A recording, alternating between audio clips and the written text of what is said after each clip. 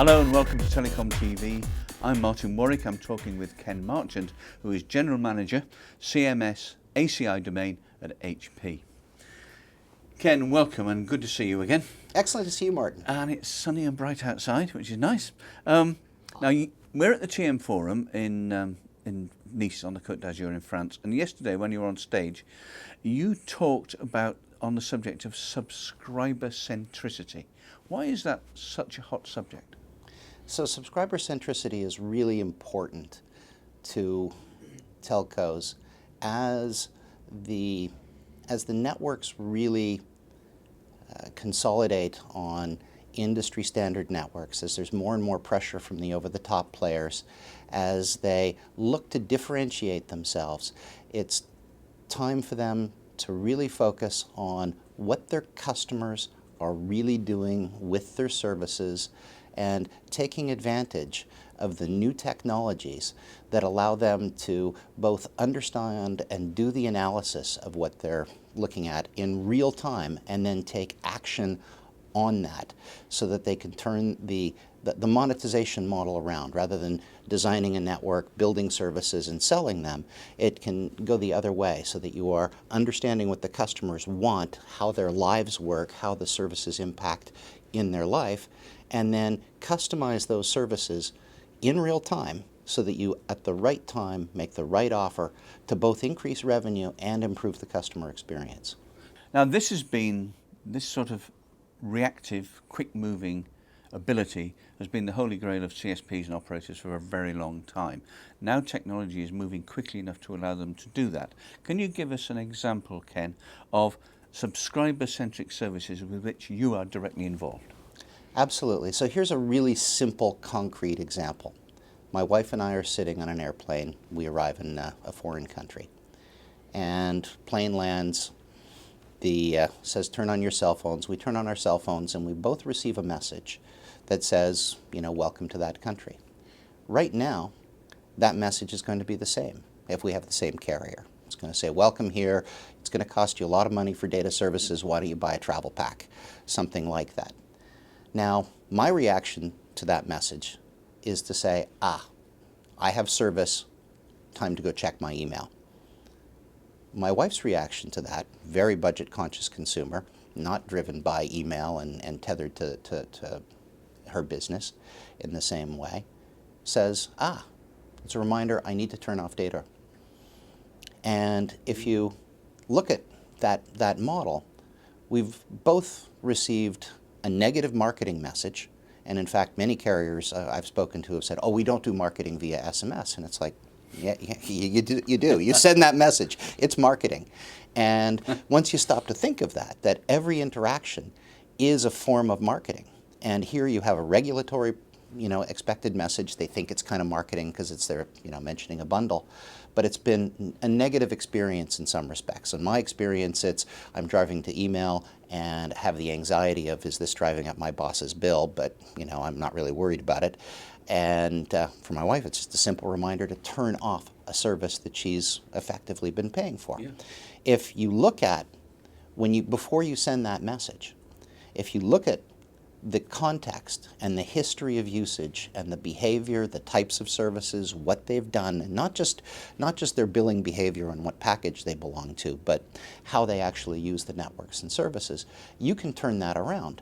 And so that I receive a message that simply says, welcome to France, Ken, your corporate package has you covered, which is what it should say, because if I phone these guys, they say I can't actually buy the bundle. They're trying to sell me because it's a corporate package and what have you. And my wife, of course, can get a message that says, welcome to France. Press yes to get $5 of unlimited data for the weekend, because they can guess that we've come here for weekend shopping or something like that, based on previous usage patterns. And so they can get more revenue, they get 2 happier customers, and it's a win-win. Everybody wins out of that. Now, of course, when you extend that kind of intelligence, where you're looking at what is the message I want to send, what do I want to send, what is a customer expecting, and how is it going to impact both their life and their behavior on my network, and you make that based on the prior intelligence and how you want to guide their life, then you can really change your profitability. You know, where we've implemented that kind of service before, the number of calls to call centers goes down, the revenue streams go up, the general customer satisfaction goes up. It's a no-brainer. It is. I mean, it's taken a long time in coming. Very interesting.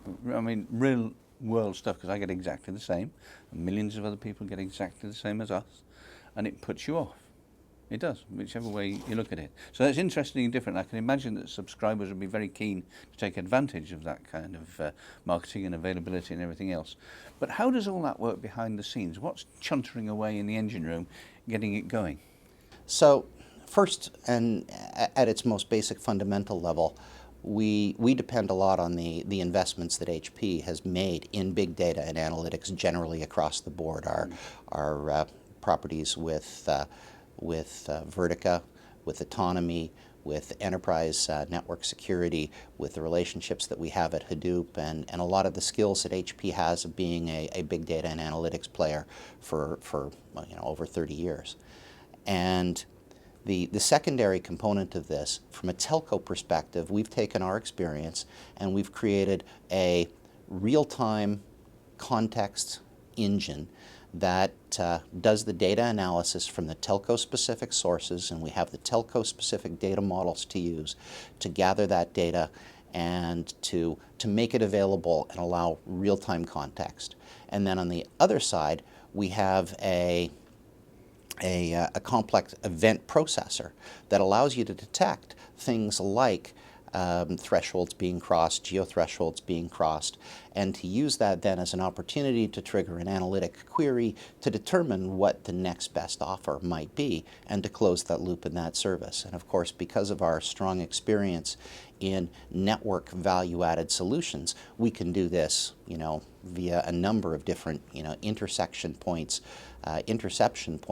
with the actual network service, SMS, USSD, triggers to websites, web pages, a number of different ways of inserting change in that service, policy and and charging controls as well. Okay, thank you. So you gave us one example that we just talked about a couple of minutes ago of implemented analytics. Are others becoming popular? We see that there's four main streams that exist, and we've developed right now over 30 use cases that sort of sit in those four main streams. The four streams are the enterprise network security stream, and this is where we would move from today fraud management and revenue intelligence through in the future to more complex automatic event detection and denial. And each of these is typically more complex, both in terms of the volumes of data, the need for real-time analytics, and frankly, the revenue and service opportunity that's related to it. Then we see closed-loop personalized marketing, really an extension of all of the work that's gone in that space over the last 20 years into real-time and in-network, in-service-driven closed-loop marketing and personalization.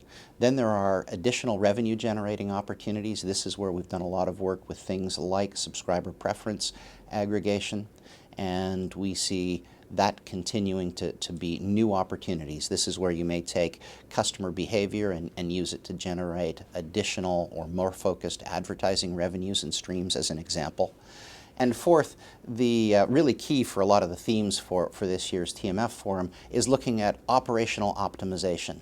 And that offers a double view, because of course there is just purely network focused, looking at how you are doing analytics of NFV and how you're using the different IT assets that you have, and making sure that as you virtualize that and do all of the mano work and orchestration work to support that it's being done optimally, and doing assurance in that environment will require a lot more real-time analytics. But there's also a very, very strong focus that comes out of that that looks at customer experience assurance, where you're actually combining the customer experience, dropped calls, call registrations, call deregistrations, every interaction that a subscriber or his handset has with the network or with the service, and the service context that's around that in some things that we would call smart network usage analytics or customer experience management to determine how a subscriber is really feeling about that service and what's going on. And if you can tie that journey of the service back into then the revenue generating and the personalized marketing components, you've really got a subscriber-centric network. Fascinating area, very, very interesting to see how things are changing. Not before time, perhaps. Ken Martyn, thanks very much indeed. Thank you very much. It's exciting as always to talk to you, Martyn.